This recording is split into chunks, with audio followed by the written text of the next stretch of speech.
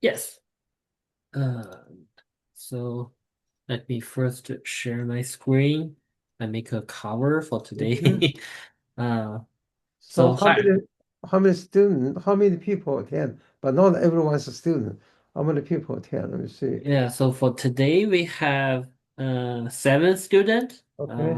Yeah, Not, so not, not everyone's a student. Some is a professor, scientist. Okay. yeah, I think so. Okay. So anyway, so uh good morning, good afternoon, and good evening, everyone. So welcome to this online course, the FVCOM algorithm and training. So for this one, Dr. Chen and I will be the instructor for the whole semester, and this is a weekly discussion. Uh, Here you can raise your questions for the lecture of last week, and sometimes also for this week. And you can also raise your questions for the project that you are working on in your own research. Before we started, because this is the first discussion, so how about we first introduce ourselves to everyone? Uh, so Dr. Chen, would you start? Okay. Yeah. I'm the Changsheng Chen. So I work in the University of Massachusetts. So so I was I was teaching the course for a couple of years. I saw so it's very enjoying to most important for the course I learned against this course. I just had an opportunity to discuss detailed question in the detail with all students. Okay, so that's the reason we make the course. We call the course. This time we also open for 1 hour for every week, address the question from all the people. So happy to address all question. For if we had a technical part, so I think Dr. Lee probably better than me, so he can address the question. Okay, yeah. Thank you, Dr. Chen. So for me, hi everyone. My name is Siqi Li. Currently, I'm an assistant research professor in SMS, the University of Dartmouth, in Dr. Chang Chen's lab. I'm working on the coupling work between FECOM and the other model, including WOLF and the National Water Model. I'm so happy to be here to assist Dr. Chen for this class. This is my third time to joining this class. Every time when I am in this class, I learn a lot from all the questions that other members raised up here, and from the discussion, I'm pretty sure that everyone can learn a lot. So that's me. Thank you. So now let's start from uh, I will just call the name from in the alphabet order, okay? Sorry if I say your name in a wrong way. So next will be Jimmy Seal Uh, Hello, my name is Ji Myung So, or and Jim Nelson.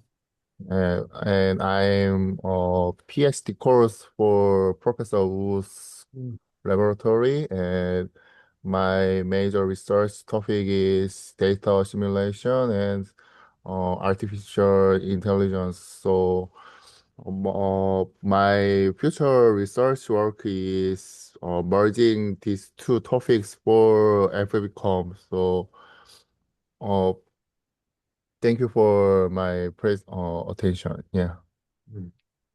Good. Thank you. So next yeah. would be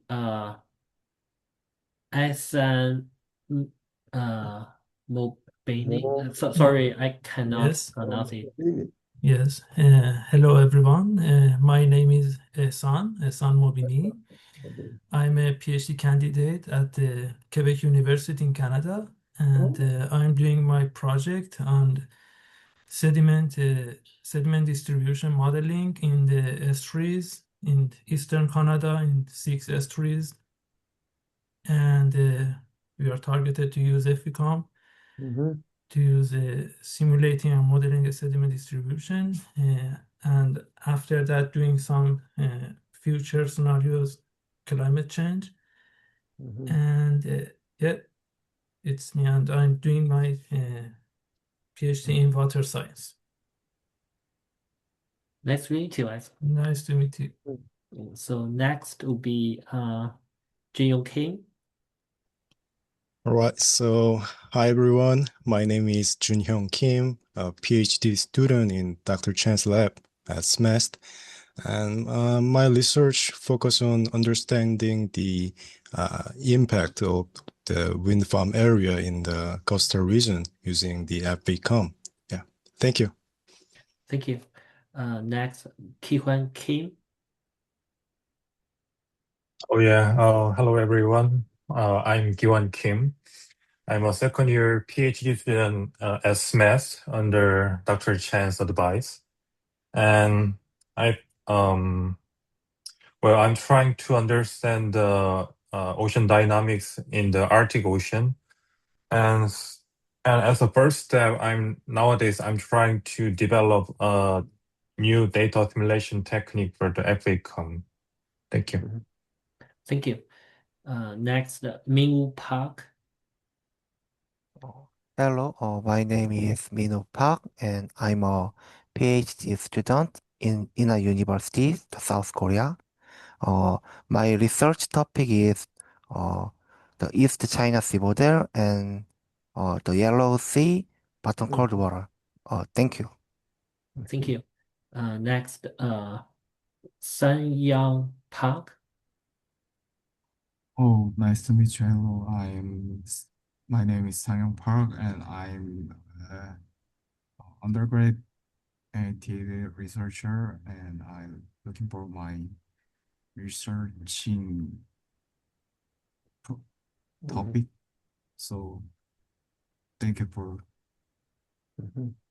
appreciate your guide and support. Thank you. Thank you. Next one is Yongjia. Sorry. Yongjang N. Yongjiang N. Hello. Yeah. So sorry, I cannot pronounce it It's right. okay. Yes. My name is Yoon Jae-om. Oh, Yongjang okay. Yes, yes. Okay. I'm undergraduate student in Professor Wu's laboratory. Yes, I'm happy to took this class.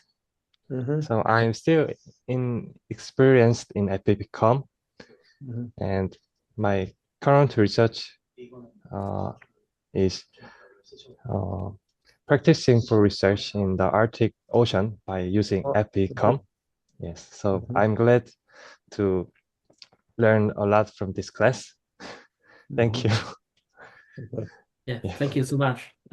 Thank you everyone for introducing yourself.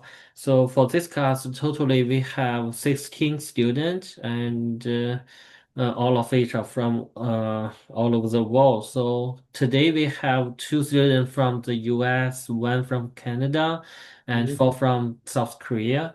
And as far as I know, there is also 1 student from Italy, but sadly, due to the time difference, so she will not be here today because it is already 2 a.m. in Italy. But she emailed me that she will rewatch the video record and join us when we answer questions for the non-hydrostatic course. So and also for everyone, so for all the videos, I will make a record and post it on the YouTube so that if you are interested, you can rewatch it later after the discussion. Okay. Dr. Lee, we probably can apply this Italy student. If you have special question, you can arrange some time with us. Not for Okay. not for every like a Thursday night because the time is different. So we can set a time to like first semester.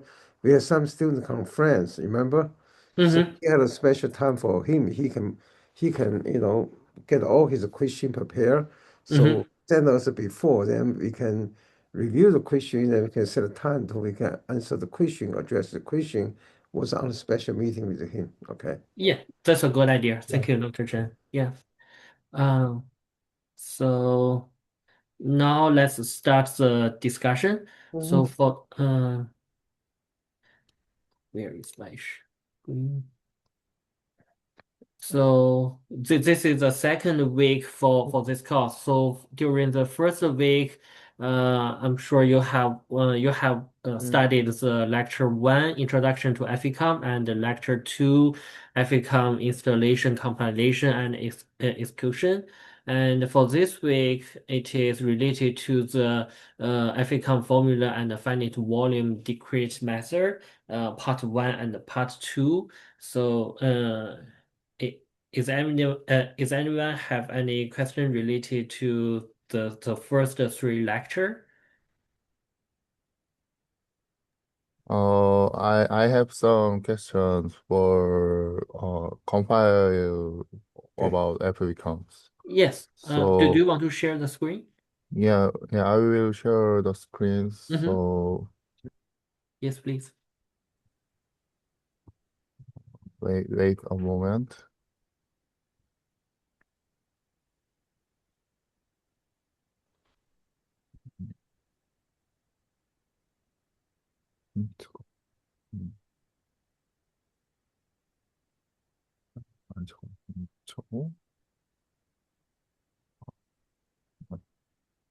Yeah, so my main question is here. So I know that FVCom supported to various compilers. So the main compiler is separated for Intel and GCC.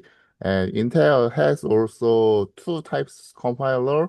And first is iForce and the other is ICC. So my main question is what are main compilers uh, characters and uh, this difference effect for the FVCOM's performance is my main question. Okay, probably Dr. Lee can answer this question. Yeah, thank you. So, first about the difference between ICC, iFort, and GCC. So, actually, these 3 are all the compilers for different language. For the ICC and GCC, they are the compiler for the C language.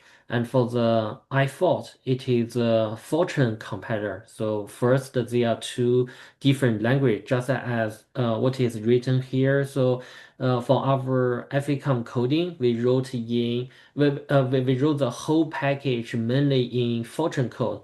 That is why if you see the FACOM source code, you can see most of the files are named with dot capital F. So that means they are written in Fortran language. But there are 1 or 2 coding that is written in C language.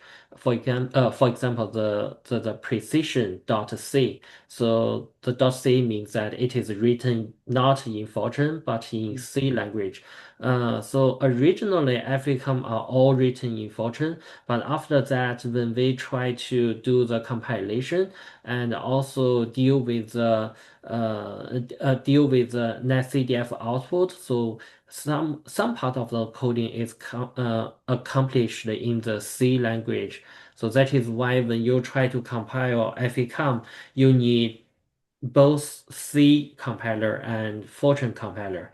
So here we recommended people to use Intel Fortran and Intel C compiler. The reason is that first, the Intel compiler is widely used by users, including us. So we do the testing on our own. So usually we will use the Intel compiler, and the GCC GFortran is also an option because first it is free and it is also installed on each Linux machine by default. So GFortran and GCC, which is a compiler, is also an option, but sometimes it could you might got some problem when you compile the FACOM coding for some version of the GNU coding compiler. So the second one, does the choice of these compilers affect FVCOM performance? So for the precision, I will see that the difference is really small, which means that no matter you use Intel Fortune or G Fortune, the result from the same case could be almost the same. But for the efficient, I would say different compiler could have a different result. Because when you try to compile the coding with different compiler, they have different optimization. Sometimes you can spend a longer time for the compilation, but later you might got a shorter time for running, and either worse. Yeah. You know, so, Okay. the G Fortune, whole the G Fortune compiler not done by our group. Some user has to try to use the G Fortune because they don't want to pay the money to buy the Intel Fortune. So that's the reason they develop G Fortune. After they did, they send the coding back to us. Say that you need to change it, say change it, make the G Fortune working. But then, we don't have the effort to update the whole system, because, you have to, because the G4 chain will update something, you probably need to change it. So that's why if you use the G4 chain to compile, if you meet some question, meet the problem, just send us. We can have it to debugger, see what happened. But Intel Fortran should be very smoothly because we also use the Intel Fortran compiler for many years. So we also use a different version in the Intel Fortran compiler. So we know which version.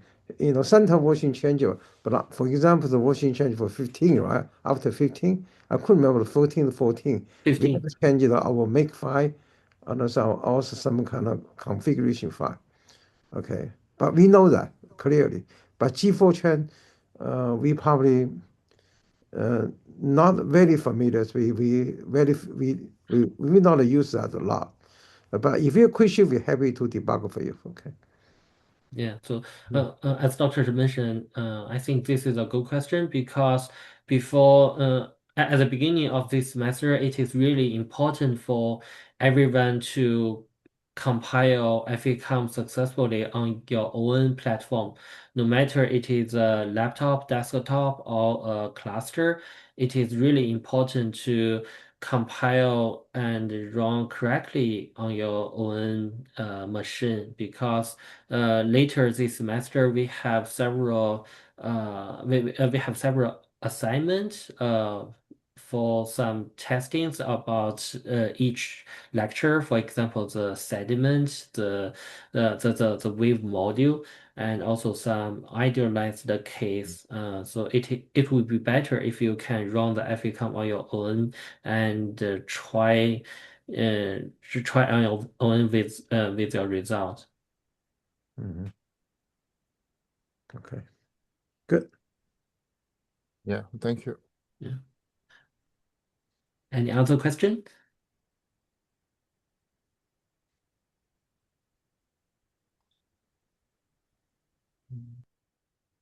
Dr. Lee, the Professor Chen.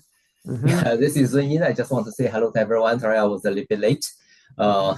Yeah, thanks for the explanation. I found it quite useful, and thanks for our free help for try to help us to debug if we use the G410. I have a question, a general question. Sorry, I haven't go through the first week content yet because I very heavy work burden. So I just wondering that if I think you already mentioned that the FVCOM can be coupled with the WRF, right? I'm just wondering that if that FVCOM coupled WRF version also become use the GPU speed up. Okay, that's a very good question. Probably, do you really want to answer the question? Yeah, sure. So currently we have coupled the WRF with FECOM using the ESMF framework, and we have run the case with the case of Hurricane Sandy in 2012, and we also apply it to our wind farm project currently. And I think for the last lecture of this semester, you will get more details. But sadly, so far we haven't included the GPU into the coupling work. Yeah. Yeah. You know, it's a very interesting. I tell you, Professor Jeff Cole in our department, you know, he's also one of the FVCOM develop team member. So he advised one PhD student in the computation science in our school. He already converted FVCOM as a GPU version. Okay, he already converted. He has been found, you know, computationally very, you know, much efficiently of using GPU. But however, we don't have a GPU machine in our lab. But tomorrow, I tell you tomorrow, so then our university bought one very big GPU machine recently by the Blue Economy Fund. So Jeff Cover will teach people use the GPU started tomorrow. So I think Dr. Lee and our people in my lab will attend the course. So then after that, we will think about, you know, testing, you know, a FECON coding with the GPU. They already developed. They already couple of years. They get a Navy funded, so they are testing the GPU machine. They spend most of the problem. Run a FECON GPU is very easy. Coding is very easy changes because it's just for each subroutine you make like a GPU conversion should be fine. But the problem, how you storage data, how you exchange the data. That's why Jeff and his students spend a lot of time to create some method can efficiently, exchange data between the CPU and the GPU. Okay, so then I think it's so after Dr. Lee will take a course, we will test the GPU, but we don't know the couple model because of a couple model because we need to test the FVCOM GPU first, so then we can testing GPU for the Wolf because the couple model, the Jeff Cover only working in the FVCOM but didn't include the couple model yet. But that's something we want to do in the future. But now our major priority right now, we want to update the FECOM model right now. It's a new solver, can make the model more stable, make a longer time step. Also make the model can much easier handle like a steel bottom topography issue for other issue. So that's our priority right now. If this finish, we probably some student will try the GPU. Okay, when we get some results, we definitely let you know. Okay. Okay, thank you so much. It yeah, very interesting and makes sense. Yeah. Thank you. Another question? Oh, I have one question for the vertical coordinate issue. So because the FVCOM adapt the general terrain following vertical coordinate, and then also when we calculate the diffusion, horizontal diffusion term, based on the lecture, in the lecture they mentioned that the FVCOM calculate the horizontal diffusion on the sigma surface, not a jet surface. So, but near the slope region, it could be interpreted like the horizontal diffusion. It seems like have some the horizontal and also the vertical component as well. So how can you understand the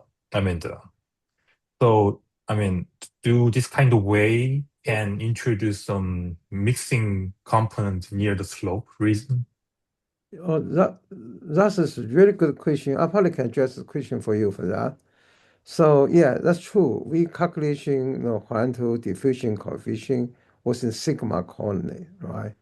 So that means that everything diffusion, if you look like early development, the Princeton ocean model, it's a come from Princeton ocean model, but I think Alan Bloomberg, he had a paper published in 1984. No, he found, if you because you look about a FECOM horizontal diffusion coefficient 10, we don't include all the 10, right? We only include the horizontal, the gradient, the second or gradient 10 around the sigma surface one. Because they found if you include all 10, you get a lot of numerical diffusion. So that's the reason they was recommend, because they use sigma coordinate at the time. So they do by their testing, they found you had to be shut down some kind of cross turn, like a partial X partial Y turn. Okay, all right. You see the equation that we don't include the cross X cross Y, cross derivative turn. We only include the second order X even second order Y turn, right? Derivative. We didn't include the cross derivative turn. So he said that can cause a lot of diffusion. So then we found the issue is come out. It's not just like you cause like some kind of vertical horizontal diffusion. Issue is come out. You get a diffusion on the sigma coordinate, right? So this kind of diffusion coefficient can make your mixed layer a little bit diffused. And that's every topographic coordinate model can cause that. Just like if you had used Z coordinate, you probably shop some kind develop, right? If you do the 1D terms closure model, okay, terms closure model, you can see the shop some kind build up. But when you extended the model to three-dimensionally, like a round, like a FVCOM for other model, so you don't get a sharp subcline develop. You get a little bit what could diffuse subcline. No, what is it diffuse? And you don't get like a big sharp subcline. Okay, that's the reason because due to handle diffusion issue. So then long time ago, I tried to solve the problem. Okay, I add all other 10 to make sure you get all the horizontal diffusion, all the 10 inside, make sure the sigma, consider all the sigma transformation of the X and the Y, separation X and Y 10. But then I tried so many times, I failed. To be honest, I failed. So then I look at the Ron's group, Ron's group. So like a John Wicken, so because we are a classmate before. So he had some student working on this one. He write a paper about this. But then I look at what he studied there. I don't think it's solved the problem. He probably for special cases okay, but that. So that's the good reason. That's a good reason now we try to, to introduce kind of hybrid coordinate. That's what we're working on. So because that's a diffusion issue because we want to get a sharp subcline, right? But this whole sharp subcline is supposed to happen, and diffuse problem was on the slope region. So you can get a bit diffuse. So then also you can find because most time Horan diffusion very small in the model. The reason you can see if you do the finite volume method, you have to integrate the equation as a volume, right? For the Horan diffusion turn is the second derivative turn. So you integrate one time, you only get a first order. Right? You only get a first derivative because you lose the one because after integration, right, with the volume. But then you use green function calculation the Hahn diffusion. So you assume the velocity in each momentum triangle, for triangle, is linear distribution. Even you get a second order numerically, you same result. That's why after you derive one term, you can most constant. Right? So because if you look at velocity, you get a linear diffusion and control momentum volume. You derive the first order, then you get a constant. Right? So that's a constant. So this one, sometimes you have to be. That's why the diffusion. That's why most time you can see a diffusion very small. Right? That's the problem. That's not the problem. Just like you have to be careful. That's why the most numerical model, like a pound, like a formal model pound for all around that FVCOM, the horizontal diffusion does not have a really true physical meaning. No, you don't want to. They not include the true physical meaning, just like a numerical diffusion does. Right? That's why if you're reaching like the horizontal diffusion is really big, so you be careful in the region. So that's the popular model result of horizontal diffusion. It's not a true diffusion. Right? So that's the issue. Okay. That's not only the FVCOM issue for all the model had a problem, but we usually just like that's diffusion not a critical point. If you look at the diffusion is very small, but you have to do like I did the dye experiments before. Dye experiment before, I put a dye in the water. I want to see what kind of diffusion you need to calculate it. So then we found out, I had a paper. If you're interested, you can read my paper published, like which I don't couldn't remember each year is. So this paper showed that, you had to get the Hwan diffusion corrected in the FVCOM. Also, the experiment, you had the resolution really high. Like for your northeast region, like a still topography, we put dye the water. We found that you had the resolution. If you get a convergent Hwan diffusion, you want your Hwan diffusion term in the FVCOM kind of meaning, numerical meaning, right? Physical meaning. You had to make it. You had to make the resolution very small because of the lens scheme.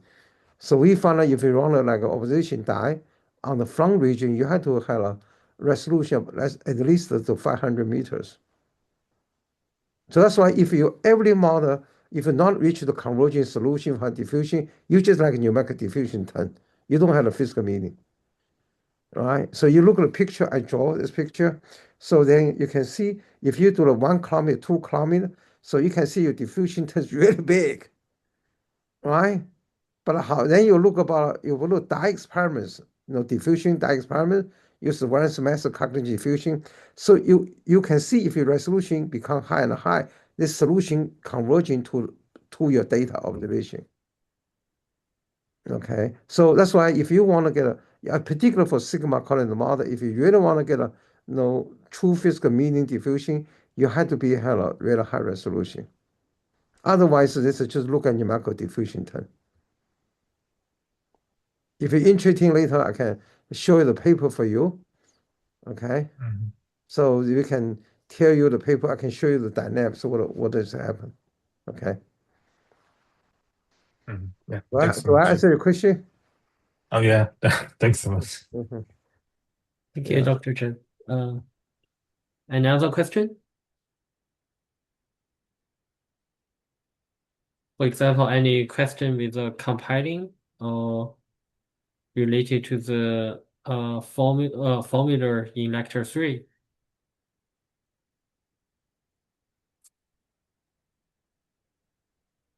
So is everyone able to install their FVCOM into your computer? Can you run the FVCOM in your computer?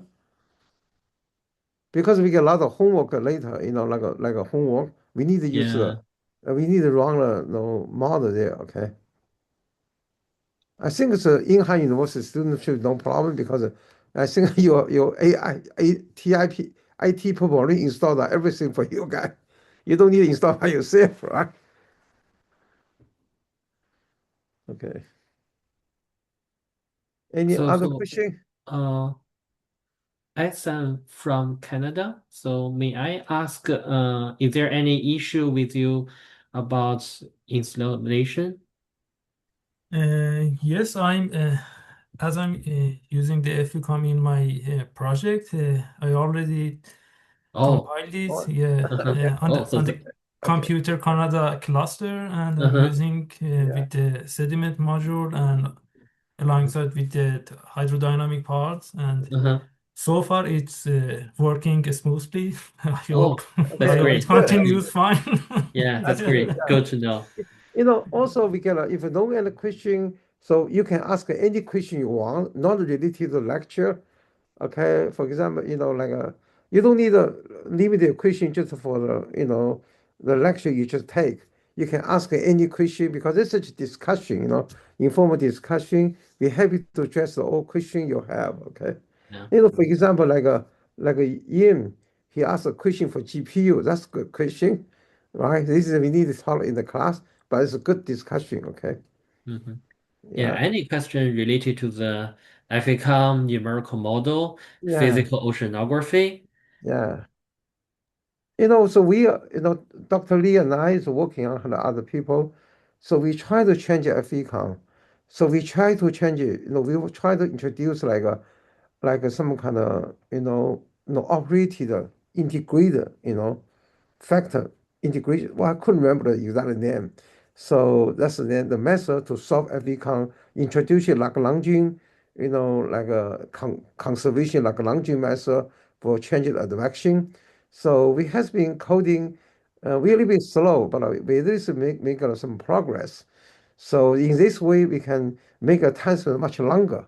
You don't need to be limited to no CF error, no constraint. You can get longer. So we also, issues we want to make a model stage efficiency. Also, we want to make a, as small, because if you change input scheme for something, you might always, it's damping, right? So damping solution. That's why we try to work on this one. And meanwhile, so we introduced a hybrid coordinate the system vertically. So I think Dr. Lee we had to rebuild like a hydrostatic pressure. So we work in the non-hydrostatic pressure, testing first. After finishing that, we were testing non-hydrostatic. So this way, make the coding more flexible for deep ocean, also very steep topography. But I think FVCOM from compared with the other model, FVCOM able to put a seawall in, put a straight seawall. Other model you're not able to put a seawall topography coordinate. You have to put some slope. Otherwise, your coordinate fail, right? So but FVCOM can put a straight wall into the water. So like a dam, like a seawall in the coast, you can straight. Okay, you don't need to have a slope. So they can treat that, by the final water method. That's for the coast inundation. For other, that should be very useful. Right. Also, the Dr. Lee recently has been developed a new method to coupling for S3 model with the FVCOM, the S3 model. So he developed a new method called injection method. You get, the issues come out, you run a FVCOM, you run the model, you need to put the fresh water in, right? So now the pressure water in the FVCOM, like all other model, just like a point source. Just like a region is, that's the river, you put the water in. But the question come on sometimes, you get a very large, kind of a larger volume of the river water into the model. So, but you add water, still the river discharge every time step. But this still not time step. This water probably not stay the one volume. They probably can go to couple volume, right? You go to the jet, your water coming. So, but however, the all numerical model just say, okay, every time step, no matter how large the transport, I only put the water in the boundary water. Okay, I don't distribute don't have water distribution along the river. So I think Dr. Lee has developed a method. You can use the in software. We develop software. You can get the shape of the river. You can get weight, length. So you can determine if you're going to transport into the river discharge. Your calculation, the volume calculation till the T time, see how far they can go. So then you have not like one point source discharge. So they get a discharge at a certain distance based on based on your speed, based on the momentum speed. So I think the Dr. Lee has testing for coast inundation model is working very well. So he's working on the finalize the coding. After the coding, he share with all the people. Right? Yeah, basically we are working on several improvement on the FVCOM model. Yeah. We try to make the model more stable and more functional. Yeah. So another recent improvement is so now you can go website and download the FVCOM wave couple model, like a WaveWatch 3. Unstructured WaveWatch 3 model is available. So now FVCOM team has been fully coupled WaveWatch 3 model with FVCOM. So you can run the WaveWatch before we get a S-Wave model, but now you include a WaveWatch 3. So you can use WaveWatch run a couple model, WaveWatch FVCOM was in the FVCOM source code. Okay, so this way you can do the version, you can get a Cartesian version, so you can also get like a spherical version. Okay, that's some new things you want to do when you later you want to do, for example, sediment, sediment study, you really need to consider the wave, for friction. So then a Weight Watch 3, can be a longer time step, and probably performance is better than you run a Weight Watchers FVCOM model, include sediment, it probably can be much efficient run a FVCOM and S-Wave. But S-Wave take a long time to run, right? So that's option, I like a student to test that. So we test many times, but I not to test the sediment yet, but I like some students test that. Okay. Yeah. So later this semester in Yeah. week 7, when you try to Yeah. learn the lecture 7, it is Yeah. related to the surface wave model. So Yeah. we can discuss more about the Yeah. coupling work that we have just finished between the FECOM and the WaveWatch 3 coupling. Yeah. So we probably also can ask my former student, he do the seminar work, I ask testing his older case, use the Weight Watchers 3, they upload course list. So you can do the testing online, okay?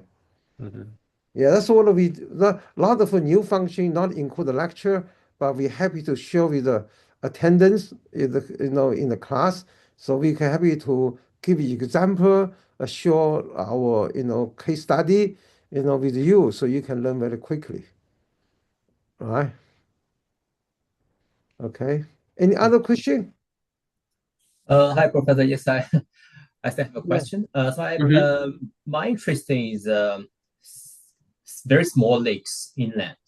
So it's not like a lot of people there research about oceans. So it's very small, like radius around 20 kilometers, so quite small. So I don't know that in the future if you have any study case, and if you have any something must pay attention on regarding small lakes inland, will please let me know. Yeah, when we follow the go step. And thank you so much. And that is one question. Another another one is a question. So in fact, I'm not from oceanography. I'm a surface model development. Before, when I use large scale models, we don't have this very specific, very powerful 3D model. We use the 1D model in the surface model. For example, like a flake.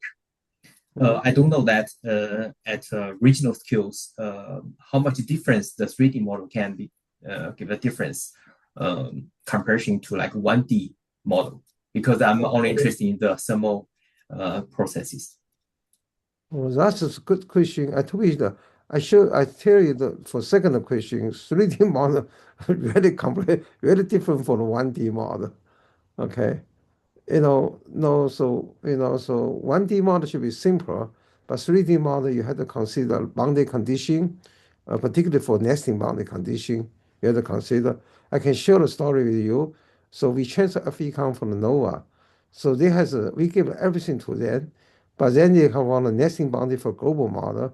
They didn't get a times correctly set up. So then the model always get an oscillation solution in the coast region.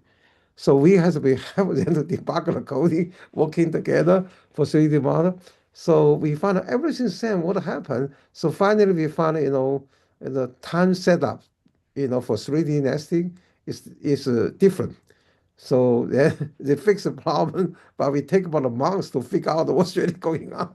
Okay, so that's why 3D model is more complicated. It's really depend on what the case you study.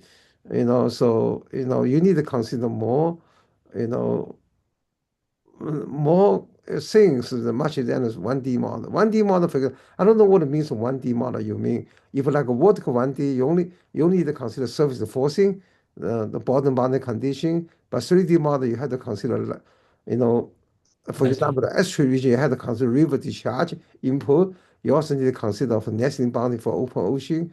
So all other things, so it's much more complicated. For first question, I didn't really follow. Okay, what is your first question is?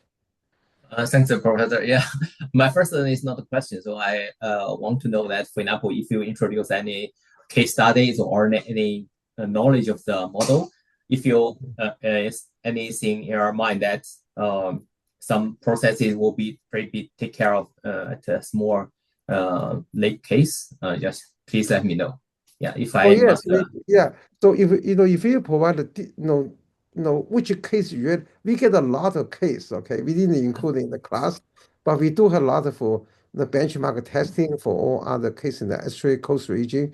So if you show us a very detail what exact case you like to learn that, we definitely happy to share with you. Okay. Okay, thank you so much. Yeah. Yeah, for example, yes, my interesting one of my Okay. project is about Yeah. at Lake Tahoe. Yeah, some lakes like that. Yeah, you for example, we do the inlet case for we watch 3 and FVCOM company inlet case. You run very fast. So you can inlet, you put the tide condition in the boundary. So you start the wind because the wave you have to put the wind in. So you can see how the thing changes. So we also can run as a we watch couple model with the sediment for benchmark testing. So there's a lot of this kind of case. So if you have a special request, let us know. Okay. Thank you so much. Okay. Okay. Other question? Hi, I have another. Yeah. Sorry, I have another type of Oh, question about the diffusion term. oh yeah. So as you said, the diffusion in the ocean is a little bit small, and however, and then usually the numerical model set the diffusion coefficient as a constant number, like a 10 to the minus 4 or something like that, right? So, however, when we see the diffusion equation, it should have some second spatial derivative for the x or y in the space. So, can we use the same diffusion coefficient for the whole region? Which Oh, spatial? that's a very good question. So you mean Yeah. so diffusion, you mean so horizontal diffusion and vertical diffusion? Horizontal diffusion, I Horizontal think. diffusion, yeah. I told you the real problem right now. This is based on the Szymanski scheme. Szymanski scheme. So he said diffusion, intensity diffusion depend on the model resolution. Right? Your resolution cost, you have a larger diffusion term. Right? Based on the physics, your resolution small, diffusion becomes smaller. So that's why you definitely can use the constant diffusion for if you start the regional scale. A couple years ago, like a Mons group, Princeton Mons group, the NCAR group, they developed the climate change model. Okay, this is the climate change model looked pretty good. However, they cannot get a coastal upwelling correctly. So then you look at the diffusion is huge, right? Because coast region, because they got a global model, a whole larger scale. So they want a diffusion like 10 to 7 meters square per second. The power 7. Okay. But then you look about a coastal front region, okay, like a front region, we do the dye experiment found most order for the estuary, nearby estuary, near like low city prone, also front region. So Hahn diffusion, Hahn diffusion, coefficient, most order like a 10 to 20 meters square per second. But then you climate change model, they use 10 to order 7, power 7 meter per second. Huge. That's why it's very hard to catch the coastal kind of upwelling because they get everything's diffused, right? But then the problem is right now, if you go to open ocean, right? Open ocean scale is very larger, like a larger scale ocean, right? You put the Hahn diffusion larger, should be okay. But then in the coast region, so on the slope region, particularly for S region, you still use the global setup, then you get into trouble. You get everything's too smooth, too diffuse. That's why I really not recommend if you like use around the global model. I don't recommend you use like constant Hahn diffusion. So that's everybody did like a last century for 1980, 1970. So if you look about the 1970, 1980 paper like last century, so most everyone use a constant the diffusion coefficient vertical, also for horizontally. Remember, George Mellor developed like a terms closure model in 1983. So then, after he developed, nobody used his model. Okay, because it's time people think about, constant diffusion make much sense. right? But then when I was studying for tight mixing flow, I found a constant, just for vertically, okay, diffusion coefficient, constant cannot result in mixing flow correctly. So then I was working with the Miller, so we try to use his method to resolve tight mixing flow. We found the results. His models do the excellent work without tight mixing flow compared with the observation, compared with the theoretical work. Okay, but then the problem is that's what I want to try to tell you that, you better use some landscape scheme, okay, to do the Hahn diffusion. The reason because it's dependent on the resolution. So that's why you get your diffusion coefficient will change with the model resolution. All right. For example, you get a slope region, you get a high resolution, you get a small diffusion coefficient. It's more reality than use a constant. Right. So that's why I don't recommend use a constant. Okay. Right. Because depend on region. If, for example, you start for one S3, very small region, right? S3, you put a constant high diffusion that's not a matter. Right? You can use the averaging value, but most you know what the basic knowledge. You say what the additive constant look like. You put a constant. It's not a big deal, right? But however, you look at global ocean, you don't want to do that. But because you want to resolve the multi-scale circulation, you want to resolve global circulation on a larger scale, like a dry circulation. Meantime, you also want to resolve like a upwelling and a slope region, not for S3, right? But then if you use a constant Hahn diffusion, you're probably into the trouble. Do I answer your question? Yeah, and then I have another No question problem. about the No problem. No, it's a very simple question. Yeah. So Okay. can you set a spatially different diffusion coefficient in FVCOM also? Oh, you can do that. You can do that. For example, FVCOM, you can set the module. Okay, because FVCOM right now, so diffusion horizontally, either put a constant, either you can put like some nice scheme. But people confuse FVCOM coding because FVCOM NAND list the input they call it NAND called horizontal diffusion coefficient. The NAND, but that's not that's just for constant value for Hahn diffusion equation.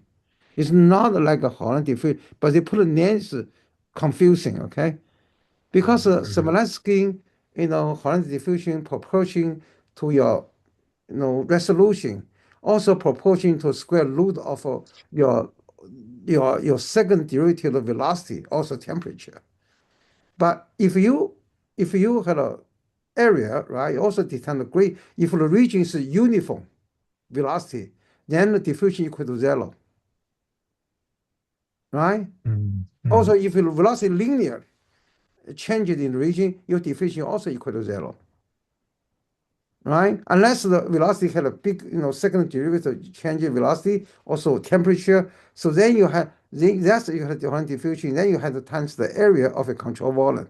Your control volume is smaller, so you get a small diffusion. But the number you put in NAND list is not a coefficient.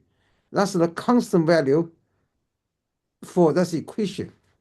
That's why last time the NOVA people or some scientists computer call me. So I found out, I go to look coding. I said, no, that's not diffusion. I try to show the equation. What does it mean? So we probably need the right node in the FVCOM at least to show people that's not the Hahn diffusion coefficient. Okay. I got it. Yeah. Okay. Understood. Yeah. Thank you. Yeah. Have other question? Oh, Professor Chen, I have a question. Maybe this might be a basic question, but in the lecture, it explains that the internal velocities are adjusted because the surface elevation changes, which is calculated by the external and internal modes, do not exactly match unless the I split is 1. So could you clarify, could you tell me more detail about how this adjustment is actually applied? No, it's tell me, I think kind of two solver. Once a semi-implicit solver, you don't need to worry about that, right? Another called the most sleep solver, like a Ron's model, like a Princeton model. That means you get a barotropic mode and baroclinic mode. The reason doing that because sea surface is most the publishing surface gravity wave. Now the surface gravity wave, the propagation speed, like shallow water, is square root of GH. G is like gravity, H is the depth. So that means that your wave propagation really fast. You have to have a very small time step, right, to Mhm. catch the surface wave propagation. So that's the reason they try to solve the problem establishing mode at the barotropic mode used to use like a like a volume transport, right? To calculate sea level because all sea level changes proportion to your converging diverging of the transport, right? If it's box there, you get a converging, you get a diverging, you get sea level changes. But the backconic mode is just vertically three-dimensional. So then you use the barotropic mode, determine the sea level, then put the sea level in the 3D mode, determine the 3D mode model. But then you look about, for example, you run the barotropic mode, for example, every 2 seconds. You use a baroclinic mode, you must like 20 seconds, right? So then you look about, if you integrate every 2 seconds, the things, the velocity together, not for sea level, for velocity. So you're averaging, this supposedly you get every time step in the calculation for barotropic mode. You add all velocity together, right? So it should be equal to you do the 3D mode, do the vertical averaging velocity, right? Because your vertical averaging velocity for the internal mode just one time step. So after you do the 3D mode, you can do the vertical averaging velocity. You compare the vertical averaging velocity with this 2D mode, right? It's not equal. Reason because the 2D mode is more accurate because you get a small time step. Your 3D mode get a larger time step. So that's why your vertical mean velocity not accurate. So that means you determine your 3D model, you determine velocity, you get a sea level. If you do the 2D mode, you get a sea level, right? So then you use sea level to drive the 3D model get a velocity. But then you want to compare with the whole velocity for 3D model with the 2D model, it's not the same. That means if you use a 3D model recalculating the sea level, you get a different sea level. Your transport is different. So that's why you want to make sure if you not make correction, these two solutions spill out. 3D go 3D, 2D, 3D, right? You're not correction. Then you don't get a consistent the volume transport for the 2D or 3D, or just vertical integrate transport. So that's the reason you have to adjustment. So how you do the adjustment, that's the issue. You have to do the continual equation, right? So you do the continual equation, okay, now my 3D volume, it becomes a times larger.